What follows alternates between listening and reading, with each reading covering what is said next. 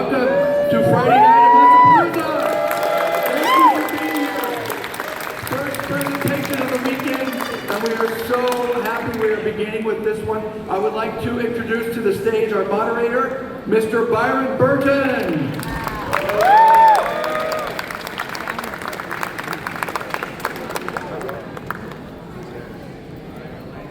Is the mic on? All right, lights, mic, action. All right. Very few people have been an ape, an Arctic bird fighting a well-known crime fighter, a friend of the Muppets, and a part of why you guys are probably here, one of the greatest rock, horror, magnificent masterpieces of all time, Phantom of the Paradise. Any claps for that? I've known this man a long time. A lot of you we've seen at the autograph table, a lot of you are still in line. Paul gives all proceeds to his wonderful work in sobriety, addiction recovery, music education. So let's get a round of applause for that. No greater do-gooder. Hey John, here we go. Oscar, Grammy, how many awards? He's just a great human being, guys. That's the bottom line. Mr. Paul Williams coming to the stage.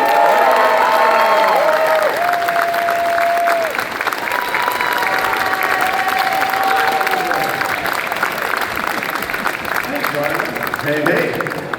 Yeah, this is one of the money goes to recovery and music education, but I get to keep the hubs, and I get to hear the stories, and it's amazing. The other thing the reason I love doing this is because most of the things that I have done that are known for today or that have done well.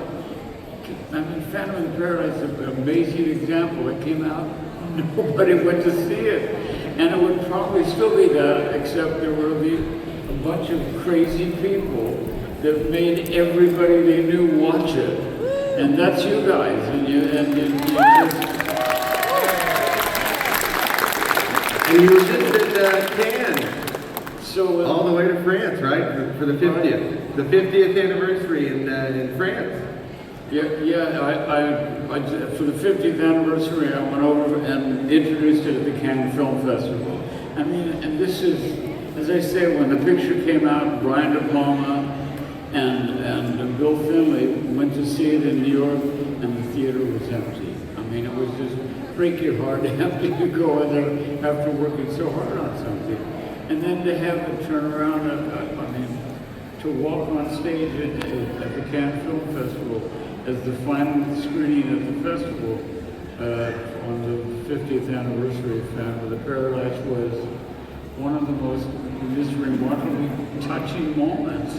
And once again, I gotta thank you. I mean, because it came out and it just didn't happen, but you just insisted, and I love you for it. And that's why I'm here doing this and having a really good time, I might say.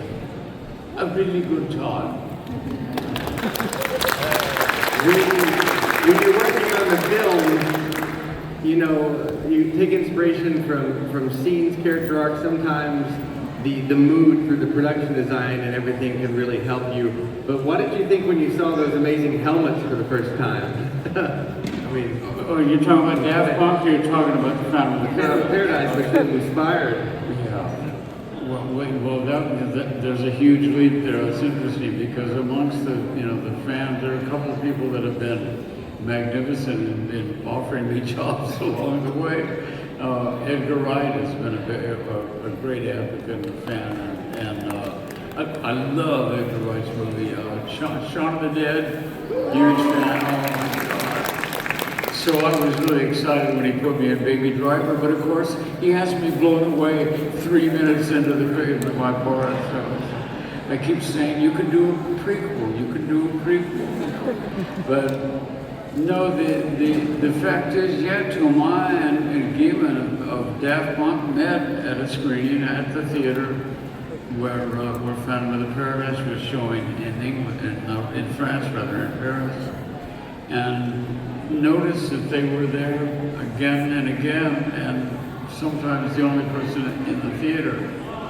But they started sitting next to each other and decided to start a band. And one of the things that I love about what they did is they chose to remain anonymous, and I think that there's it's a really healthy ego. My ego will never be that healthy, but they want people to concentrate on their work instead of their personalities and the like, and which I thought was fantastic. And I mean, I'm 85, and at age 74, to have a couple robots show up and say, "We'd like you to make a record with us," was something I got a lot of mileage out of. I said when we accepted the award for Album of the Year, I said, I used to drink way too much, and I would see things and people that weren't there, and that was terrifying, but I got sober. And then two robots showed up and asked me if I wanted to make an album. It's incredible the people that do come into your life. I mean, starting with Emmett Otter's Jug Band Christmas, the inaugural Jim Henson project that you worked on. I would love to hear you talk a bit about your friendship with Jim and his incredible trust in his artists. Well, one of the lucky breaks in your life, are sometimes important to your career, and sometimes they're important to your spirit. And when I started recording and singing, doing a lot of television to promote that, showing off, promoting the records, Jim Henson, I evidently thought I was funny or liked the songs, and or both, but he invited me to do the Muppet Show in England, and I had been a fan. The great thing about what we do for a living is we don't have to give up our fan cards. I mean, I'm just a solid fan of the Muppets, and I have been before I knew they were Muppets. When Jim was on, like Ed Sullivan with the Slinkies, Mana and all that work. So when I was asked to go to England and do the first season of the Muppet Show, I mean, I was never a kid that had buddies that had a treehouse. And when I walked on the set of the Muppet Show, I felt like I was with a bunch of my buddies in a treehouse. It was that kind of just playful, funny, edgy, and the Muppet performers and the Muppets are so distinctly different.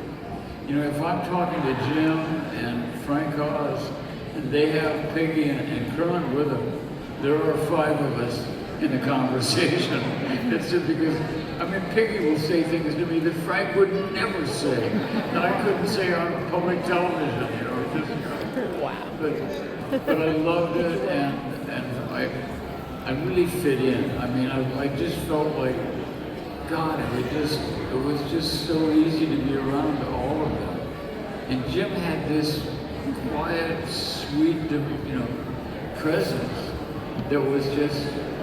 it just made you want to hang out with him and all. And he walked up to me and he said, "This is an amazing little book. It's called Emmett Otter's Jug Band Christmas. And I'd love you to write the songs for it." And Americana was not something that I'd ever written before, but I think any time I'm writing for a movie or a stage show or whatever,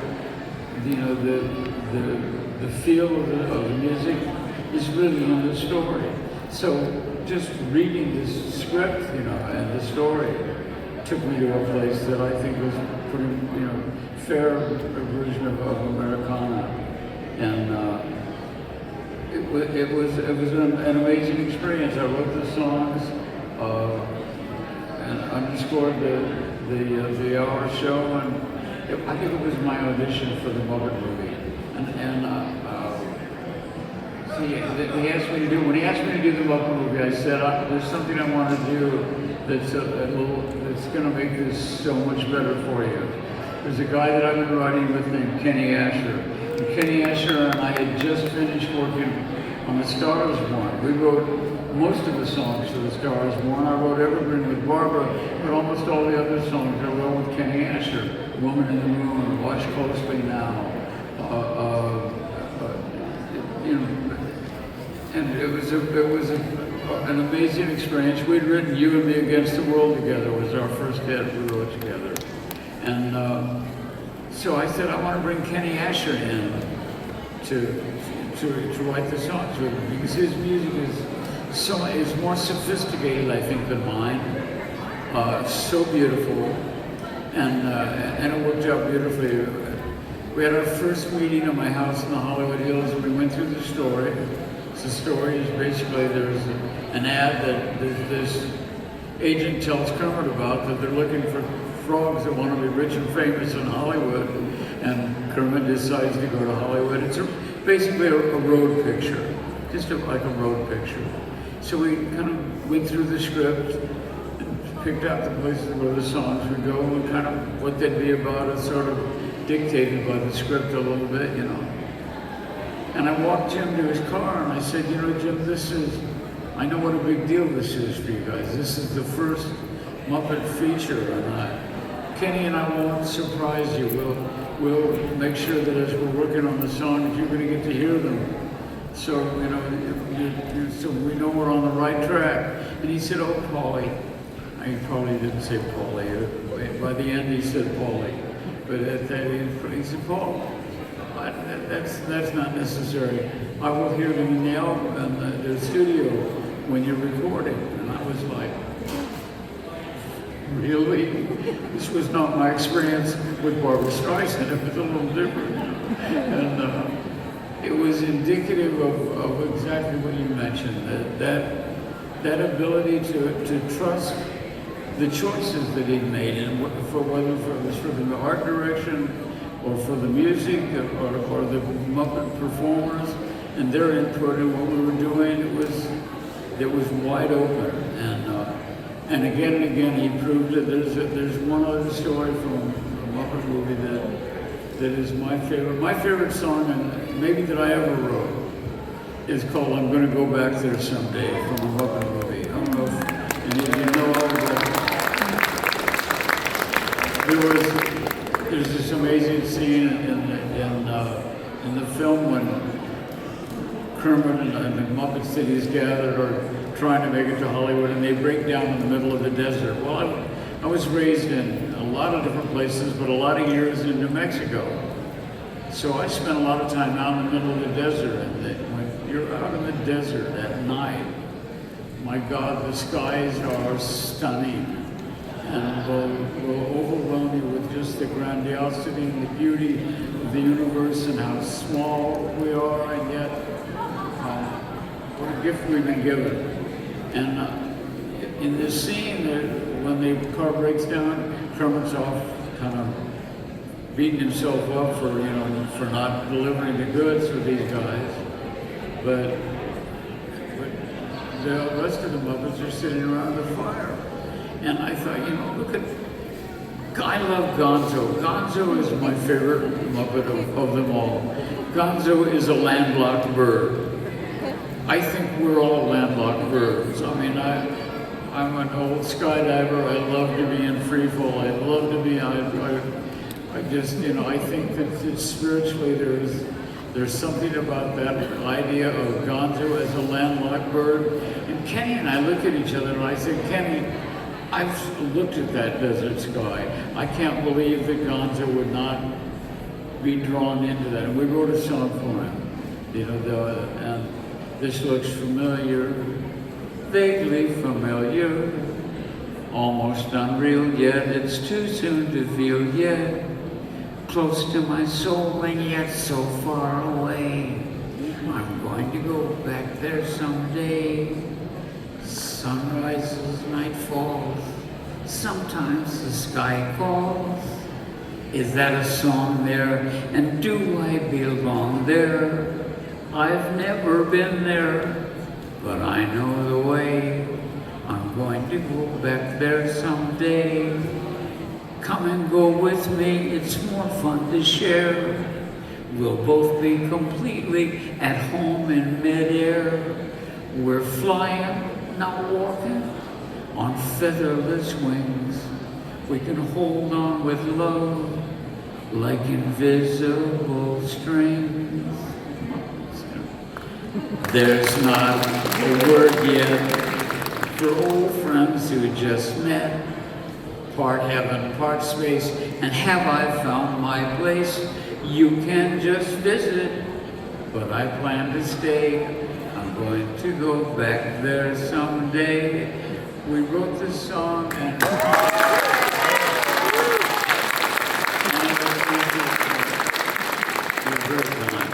it was just like, oh my God, that says it to us. It says what you must have been feeling. And so we played it for Jim. And Jim was like, oh my goodness. Oh, so pretty. Oh, what a wonderful woman. He sort of wandered off over the hill, going wonderful. And that's the way Jim Henson would say, not in my picture. You know, and it was like, he was saying, no, this is, and it's the nicest turn down I ever had in my life. So I figured it was over. Not with Jim Henson. 2 days later, he came back and he said, what if at the state fair scene, Kermit buys a bunch of helium balloons for Camilla, his girlfriend, who's a chicken, a landlocked bird. And he buys too many, and all of a sudden he's in midair, and he's not afraid. He loves it. It reconnects him to something in his spirit. That way the kids watching would know where this whole idea came from. And I went, where do you go to find that? Where do you go to find that kind of somebody to work with? So the last thing I expected that song would be played at his funeral in a few years, but it was, as was When the River Meets the Sea. And I carried Jim Henson in my heart, and those songs I think have a life because I think that they're turbocharged by just the kindness of the man. He was essentially the elegance of kindness, and anytime I do a Comic-Con, it's my great honor to remind people of how fantastic he was. It was wonderful. What a great thing to share with all of us here today. It's such a great thing to share with all of us here today. It's really special. Thank you. I'm just thinking about so many people here have so many varied tastes from your career, which is beautiful. And I've seen a few things with the Penguin come through, and for so many of us that either grew up in the 90s or found the beautifully drawn on black paper, adding the color, a score by Shirley Walker from Danny Elfman's original theme, and then the casting of Kevin Conroy, yourself, Mark Hamill. You flying rodents. The animated Batman, yeah, what an amazing, a gift to work on that, you know. The thing that was unusual is we all got to work and record at the same time. I mean, I did a bunch of different, like Fish Police and some, you know, some pieces of art, whatever. But and you go and you do it by yourself, and it's kind of, you know, it's like writing songs. You're by yourself a lot. When I go to do a voiceover or I'm acting, I love that there were people there, you know, and it was great to walk in the room and go, oh my God, there's Mark and there's, you know, Kevin, and just a great cast, and the best, one of the two best voiceover directors I've ever worked with in my life was Andrea, you know. Romano, yeah, and so many great episodes, still heralded as one of the touchstones of anything DC has ever done. Yeah. And we're all lucky to have your contribution in that, my friend. Thank you so much. I love that.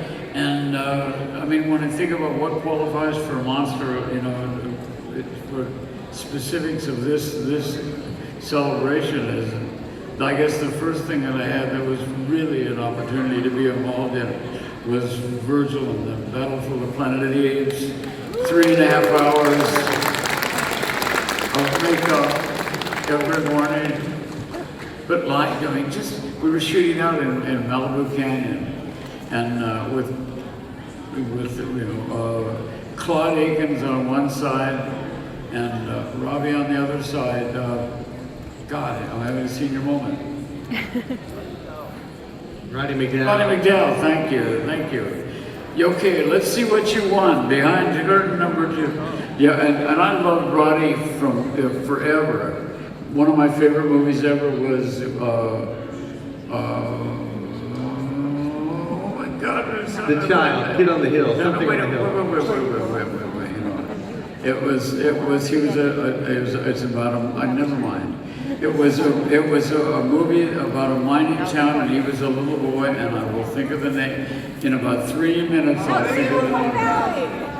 How green was my valley? How green is my valley? Thank you. And I said to him, you know, there's a scene in that is like my life is in that scene when there's a scene with the father who will not have talk of the union at his table, and his 3 sons are sitting there, and 2 of them are working in the union, or in their minds that they want the union, and they stand up and say, Father, we will not sit here and do it. He sends them out of his house because they're union members, and he's left sitting alone, the head of the household, with little Roddy at the end of the table. Little Roddy sits there, and he clears his throat. He goes, Donald Crisp, his father, sits there, doesn't say anything. He does it again. And Donald Crisp says, yes, my son, I know you're there. And I think it touches something in all of our childhoods that maybe we carry with us into our adulthood. We really want is for our dad to know we were there, you know. But I shared that story with Robbie, and with Roddy, and he said, well, the mines were right over there, the houses were right over there. It's all of a sudden, you're on the very same ground where the films were made.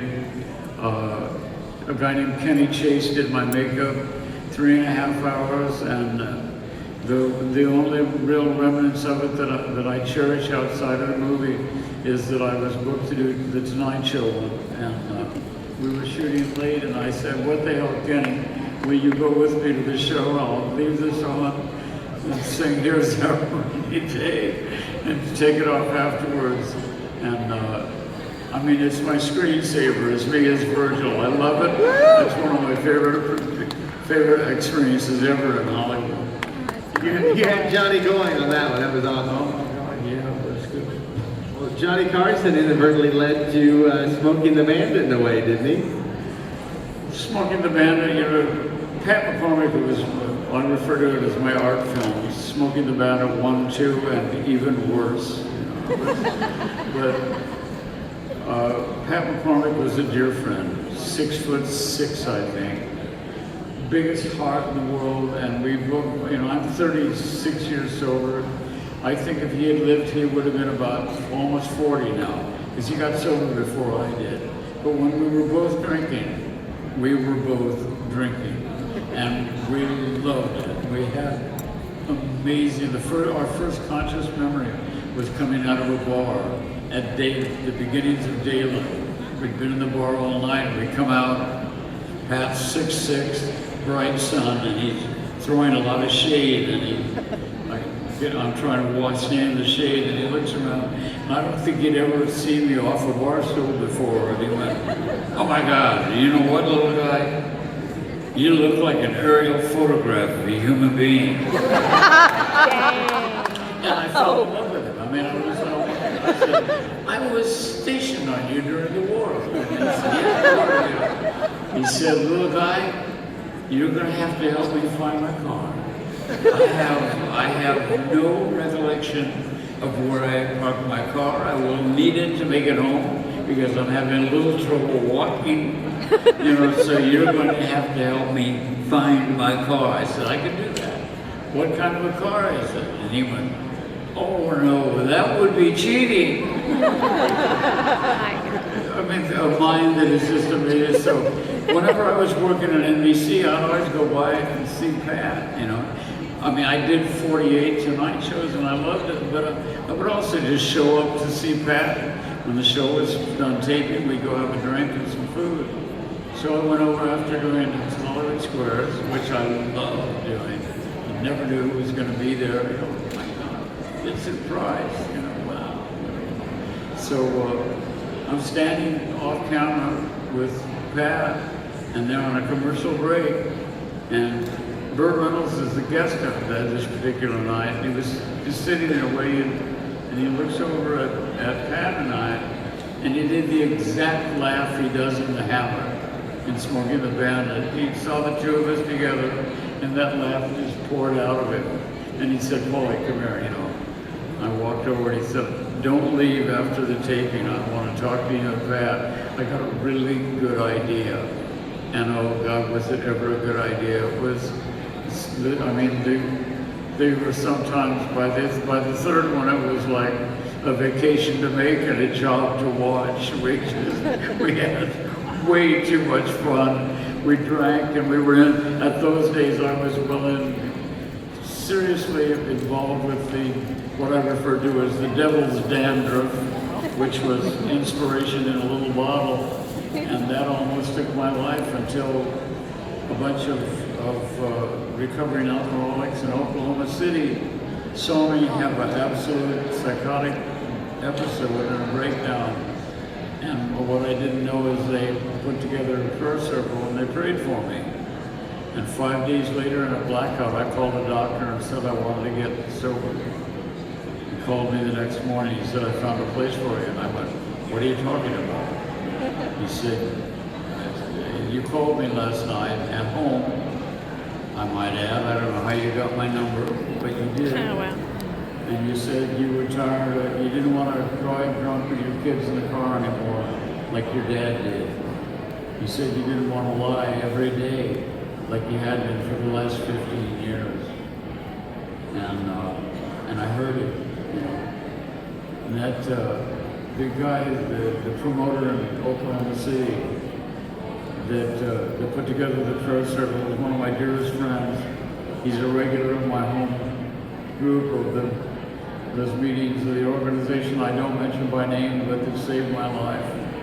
And everything changed when I, first of all, clear vision is a better buzz. It's just amazing, and it's a life that I get up in the morning and I say, "Lead me where you need me, big amigo. Lead me where you need me." I couldn't be more grateful, and that includes all of you. I'm so grateful for your attention.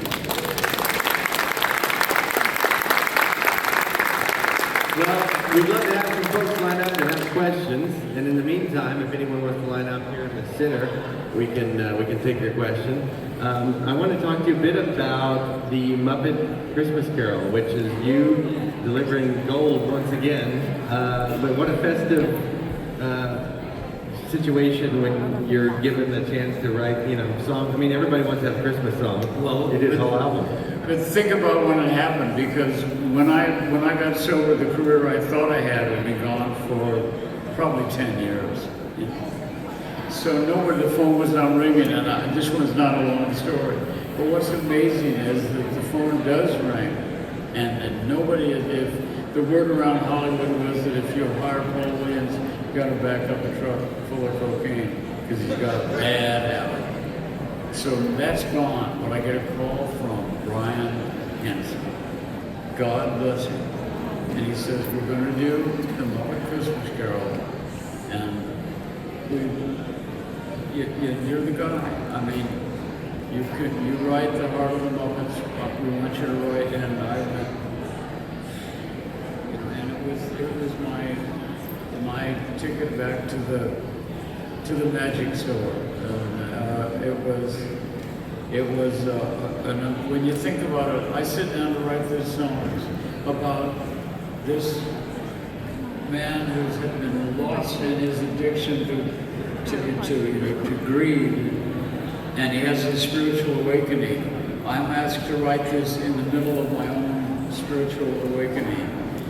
I mean, you couldn't, if you wrote that in a movie, somebody'd say, "No, that's too corny." But anyway, it was an amazing opportunity, and it's the #1 movie in England, Scotland, Ireland, and Wales, and I feel totally guilty because the #2 movie is my favorite Christmas movie ever. It's a Wonderful Life, so forth.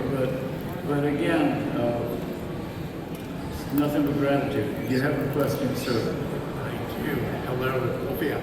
I was lucky enough to see you a couple of years ago at the Soka Arts Center, where you did your sort of review, and you had the lovely young lady singing most of the songs for you, and you told the story of them. And I was wondering, you talked at the time about it becoming a traveling show, and I was wondering where you were with that. I didn't pick up a whole lot of that. If you could leave. I'm sorry. I thought I was being too loud. A couple of years back, you were at the Soka Arts Center, and I saw that show, and it was amazing. And you said that you were in the process of making it a traveling show, and I was wondering where you were in that process.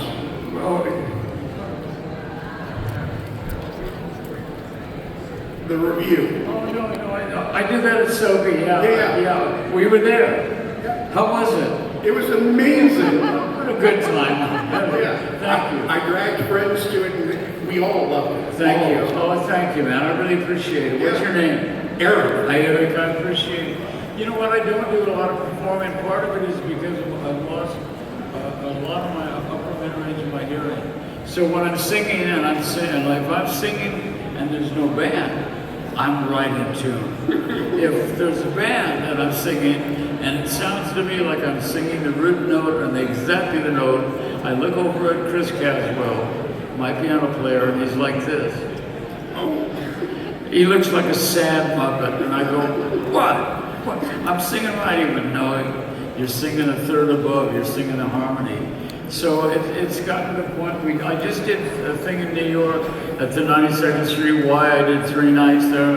But you know, the fact is I've been president of ASCAP since 2009. That's my day job, and it's a passion for me as well, thank you, ASCAP member. But also I'm loving writing, you know. The latest thing, and it's taken forever to do it, but we now have J.J. Abrams producing Pan's Labyrinth for the stage with my lyrics to Gustavo Santaolall's music and it's Guillermo del Toro's amazing stories. So we've worked almost 10 years on it. Guillermo would go off and make a movie and then come back and we work on it. Then he'd go off, do something brilliant again and the like. But now they're looking at theaters in England. We'll open it in England and then bring it to the States. Excellent. Thank you so much. Thank you, my friend. Thanks, Aaron. Good to meet you. Nice to meet you. Tell us your name and welcome. Hey, my name is Christian. Very nice to meet you, Paul. How are Thank you? I just want to say that I'm a huge Muppets fan. I've always been a huge fan of Jim Henson and his work. The Muppet movie is one of my all-time favorite movies. I think it's just an incredible feature. The song Rainbow Connection especially has really touched me and was a huge part of my life growing up. I just want to know kind of what was your experience working on that? Well, it was amazing because we knew we wanted it to be something that was really, really special because it's Kermit's I Am song at the beginning of the movie. Kenny and I sat down to write it, and the goal we were trying to reach is, I think the greatest moment like that in the movie is When You Wish Upon a Star. You know, with Jiminy Cricket takes off his hat and sings that When You Wish Upon a Star, makes no difference to you. I mean, it's like, give me a break, if that doesn't touch your heart, nothing does. So we start out to write the song. This won't be a long story, but it's interesting because most of the best part of our writing is our unconscious, and a lot of it's accidental. So Kenny and I started out writing the first lines. Why are there so many songs about rainbows? What's on the other side? Rainbows are visions, but only illusions. Rainbows have nothing to hide. And we looked at each other and went, oh crap. Oh man, we just denied any magic at all in rainbows. We just reduced it to an optical illusion, you know. We've done the exact opposite of what we set out to do. But then look what happens, it's interesting. So we've been told what it does in that moment. Some choose to believe it, I know the wrong way to see. What it does is it takes Kermit away from the podium and he goes and he sits down metaphorically with the audience. he comments on those first lines. So we've been told, and some choose to believe it. I know they're wrong, wait and see. Someday we'll find it. The rainbow connection, the lovers, the dreamers in me. He names his tribe, and he also maintains the journey, the search, the quest. Someday we'll find it. None of it was planned. I mean, it was just, but it felt right immediately, you know. The only thing we could not come up with was someday we'll find it, da-dee-ba-dee-ba-da.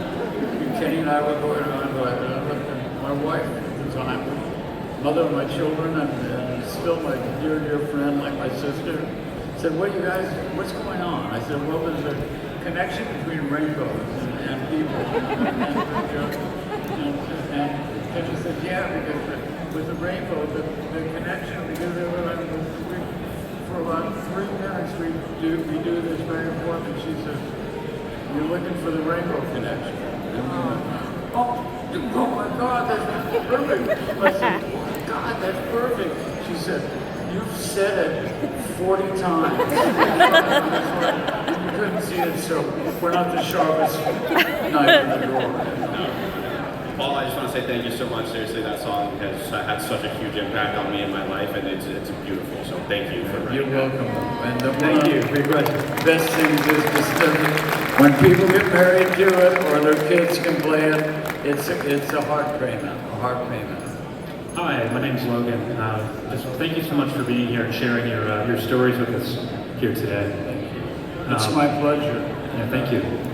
Random Access Memories is one of the most influential albums that I've listened to when I was growing up. And I just wanted to ask what the songwriting process was with Touch and Beyond. It was great because I remember seeing them on some television show where they came out of the pyramid, and I didn't put those two things together until right before I met them. And it was months after they reached out. I almost did something really stupid. I almost didn't respond, but I kept saying, so I reached out to them, and they came to my place, and Tomai handed me a book. When he walked in, he said, I don't know what this has to do with the album, but somehow I think it's important. And what it was is a book of people that had died and come back to life, and their description of what the experience was like. And I said, oh my God, I've read that book. I mean, I read that book 15 years ago, maybe 20 years ago. But I got the essence of what it was, the unnamed I am of the robots. That we don't, I mean, it's like, are they hybrids of, of a human brain, and are they travelers from another planet that are coming back, but they've been altered and changed. But they handed me this, Tomas played this beautiful melody with the two of them written, and I took it home and I wrote Touch. I wrote, and the last thing I expected was, there's Touch. I remember Touch. So Touch is also about this device which has come between us. Terribly. As wonderful as it is, I mean, we're all walking around. It's a wonder we're not all in falling manholes everywhere we go. I mean, I text my wife, she's in the next room, what's wrong with me? Touch. I remember Touch. Pictures came with Touch. So, and it just kind of poured out of me. Beyond, I love the way they do Beyond. My favorite line in Beyond is there's no such thing as competition, which is yeah, I mean, when coming, you 75, and when you're driving for hours, that doesn't happen, so God bless them. I'm glad it's meaningful to you. Thank you. Thank you so much. Yeah, sure. Come on up and introduce yourself. We love your shirt. Yay! One of the things is when, and many of us, we're getting closer to the end of it.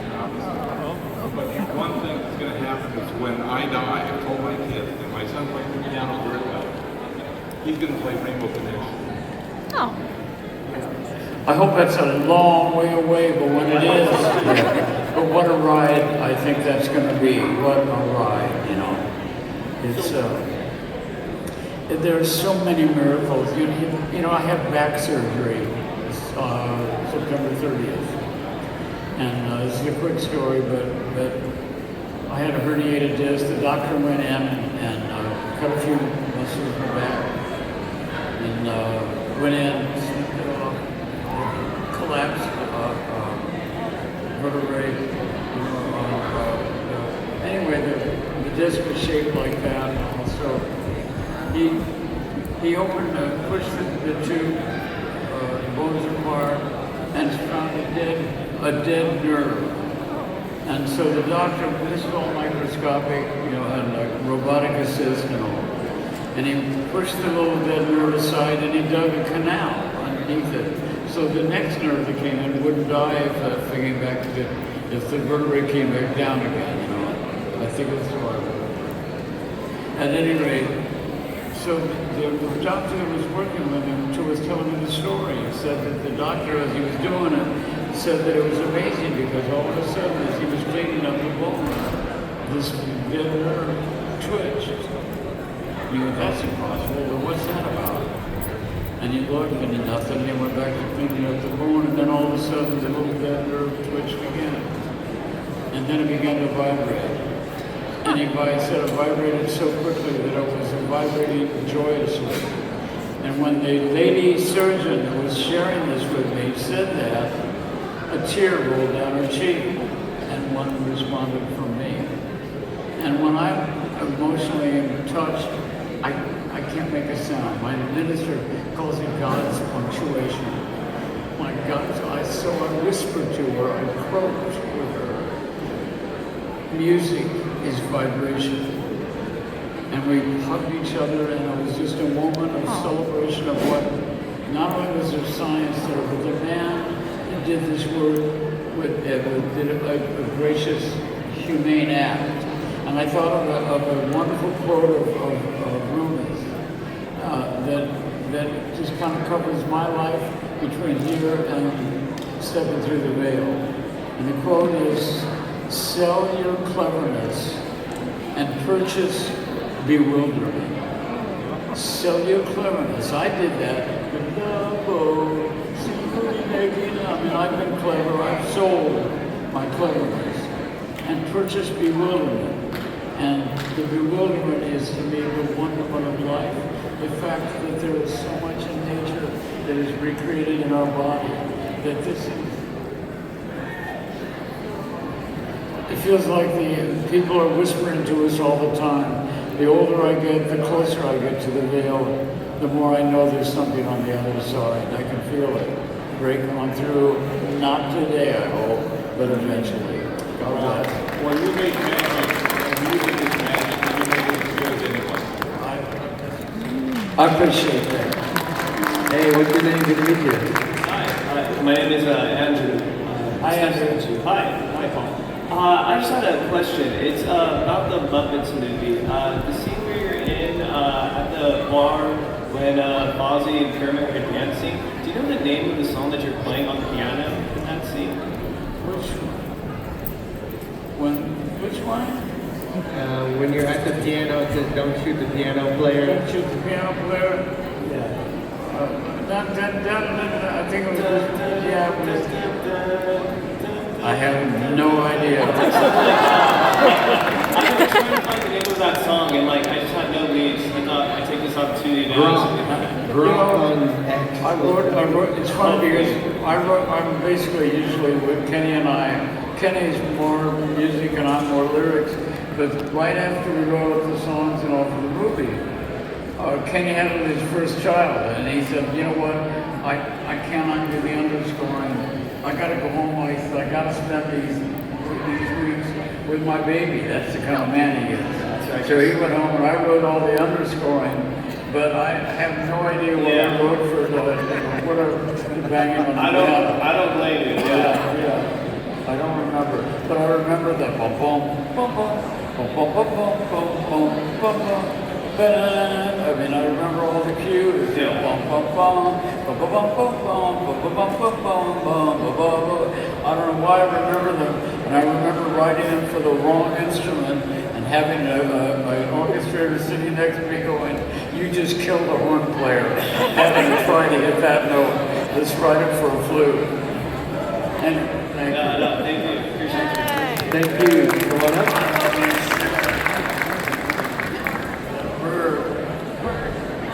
Hi, my name is Liz. I actually got to meet you after the screening of your Documentary? yes. Yeah. It was called Paul Williams, I'm Still Alive. It was an awesome documentary. Thank you. But I was wondering if you could say from one of my favorite films, Live on the Death Label. Live on the Death Label. There you go. Thank you. Trust me. I love you, Ron. Oh my God, it's me. Swan, you. Hello, my name is Noah. It's wonderful to talk to you, sir. It's great to talk to you. I wanted to ask, I was working with William Finley on Phantom of the Paradise. Oh, God.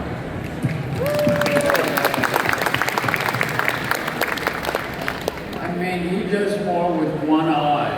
I mean, with all the, the essence of Swan and all the power and all. This man does more.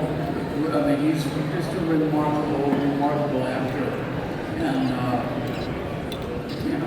it's just every now and then I just you can't understand why he's not right here, right now with us. But what a great performance! Everybody in the filming filled it. I mean, the cast was amazing. We were all in love with Jessica Harper, and she was in love with none of us, But it's funny. Jessica's daughter is one of the producers at Bad Robot with J.J. Abrams and is producing Pan's Labyrinth. So my current product is being produced with Guillermo del Toro is being produced by Phoenix's daughter. It's so wonderful, But I love this. Come by and say that at the booth. Yeah. All right, of course. Thank you so much. You bet. Love to hear it. It's great. Time for one more, my friend, please. Mr. Williams, longtime fan, thank you so much for all the wisdom that you share. My name is Robert. You've been at ground zero for so much of the pop culture milestones. Everything from like The Loved One through Daft Punk.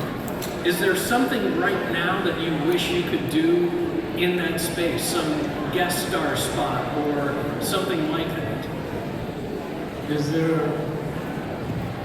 Guest spot is your question? Well, like you've starred in so many great movies, like big pop cultural events like The Muppets or Phantom of the Paradise. Is there some movie or series or franchise that you'd like to guest star in now? Well, we're that close to putting Phantom of the Paradise on the stage.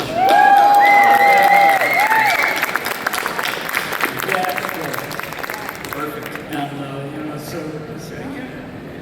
there's always batches of ideas and all. I mean, there's so many guys I'd like to write with. I would have died to write with Leonard Cohen. I would have, or just be around him. I met him once. I think about the famous Blue Raincoat or Dance with the End of Love, and I go, God, why didn't you seek him out like a heat-seeking missile, sit down next to him and say, tonight. But just, that's one of the reasons I love what I'm doing for ASCAP, is that I get to have come shoulder to shoulder with everybody from you name it to you name it. But, anyway, you guys are fantastic. Come, I'll answer all the